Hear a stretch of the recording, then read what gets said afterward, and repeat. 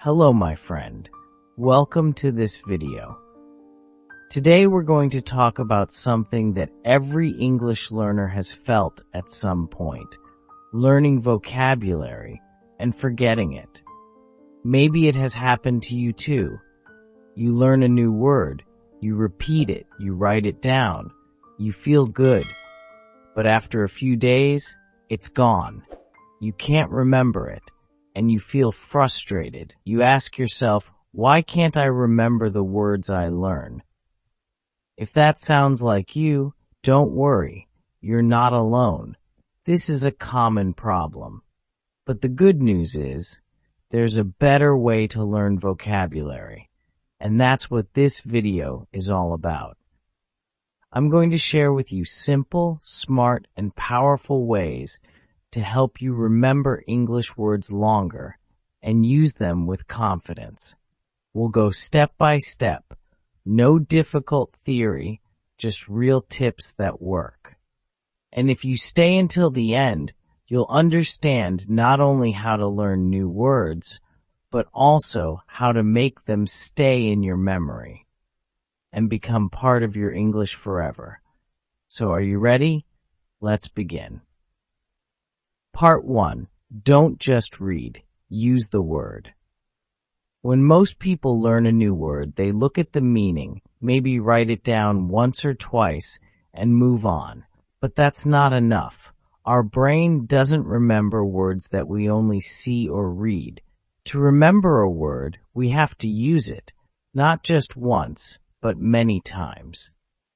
The best way to use a word is in a sentence. Not a dictionary sentence, but your own sentence, something from your life. For example, if you learn the word excited, don't just say, excited means happy. Say, I feel excited about my weekend trip. This is important because your brain connects the word to something real, something personal. When a word has meaning for you, it becomes easier to remember. You can also say the sentence out loud. When you speak the word, hear it, and use it, your memory becomes stronger.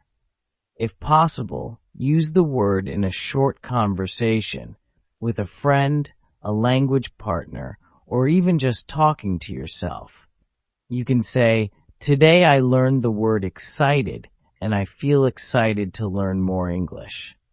It may sound simple, but this kind of small action makes a big difference. So remember, don't just read the word, use it, speak it, make it part of your life. That's how your memory gets stronger. Part 2. Learn words and phrases, not alone. Now let's talk about another important tip. If you want to remember vocabulary better, don't learn words by themselves. Learn them in phrases. Why? Because our brain remembers words more easily when they are part of something bigger, something with meaning and context. Let me explain. If you learn the word take, you might not remember it very well. But if you learn it as part of a phrase like take a break, take your time, or take a picture, suddenly the word becomes clearer. You can see how it's used in real life. And the best part? You're learning grammar and natural sentence patterns at the same time, without trying too hard. Think of language like building blocks. One single block doesn't do much. But when you put blocks together, you build something strong and useful. It's the same with words. A word on its own is weak, but a phrase is powerful. It helps you speak more naturally. You sound more fluent, and you don't have to stop and think about every little word. So how can you start learning phrases? It's simple. When you learn a new word, ask yourself, how do people use this word in real life? Search for example sentences, watch videos, or listen to conversations. Pay attention to how the word appears next to other words. Then, Write down the full phrase. Practice saying it. Even better, use it in your own life. For example, instead of just learning the word busy, learn the full phrase, I'm busy today. Or instead of just learning the word hungry, say, I'm getting hungry now. These are the kind of phrases you will use again and again. And the more you use them, the more natural they will feel, and the longer they will stay in your memory. So remember, don't learn words alone. Learn them in phrases. Learn them in real-life context. That's how you build a strong, useful vocabulary. Part 3. Review regularly, not just once. Now let's talk about something that many learners forget to do, reviewing. Most people learn a new word once and then move on. But here's the truth. If you don't review that word, you will forget it. It's not because you're bad at learning. It's just how the brain works. Our brain forgets things that it doesn't use or see again. That's why we need to review, and not just once, but again and again over time.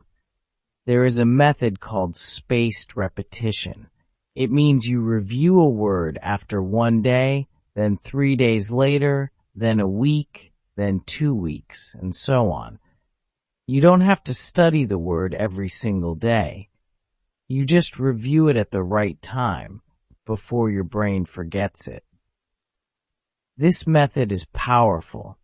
It helps you move the word from short-term memory to long-term memory. It becomes something you truly remember, not just something you saw once in your notebook. So how do you do it? You can use flashcards. Write the word on one side and the meaning or a sentence on the other. You can use apps like Anki or Quizlet. They are made for spaced repetition. They even remind you when it's time to review a word. Or you can keep a small notebook and create your own review schedule. For example, review today's words tomorrow, then again in 3 days, then after a week. Just a few minutes each time is enough. The goal is not to review everything at once. The goal is to review the right word at the right time. That's how memory becomes strong. That's how words stay with you for months, even years. So remember, don't just learn a word one time. Review it. Space it out. Repeat it when your brain is about to forget it. That's how you make vocabulary stick. Part 4. Connect the word to images or stories. Now here's a powerful secret that many language learners don't use enough. Our brain remembers pictures and emotions much better than plain text. That's why when you connect a new word to an image, a feeling, or a short story, you can remember it much more easily. Let me give you an example. Imagine you just learned the word terrified, which means very scared. You could just read the meaning and move on. But instead, try this. Close your eyes and remember a time when you were really scared. Maybe you watched a horror movie, or you got lost in a new place, or you heard a strange sound at night. Feel that emotion again. Now say, I was terrified. Suddenly the word terrified is not just a word, it's your word. It's connected to your life, and your brain won't forget it easily. You can also use your imagination. Let's say you learn the word delicious. Picture your favorite food, maybe a hot bowl of noodles, a slice of pizza, or fresh fruit. Imagine the smell, the taste, the joy of eating it. Then say, this is delicious. Your brain loves this kind of learning because now the word is alive. It has color, emotion, and memory. If you like drawing, sketch a little picture for the word. If you like storytelling, create a silly short story using the word. The more fun and personal you make the word, the deeper it stays in your memory. You don't need to be an artist or a writer, just make it meaningful to you. Learning words through emotion, imagination, and story is not only more effective, it's also more enjoyable. You're not just memorizing, you're experiencing the word. And when you experience something, your brain says, "This is important, I will remember it." So remember, don't just learn a word with your eyes.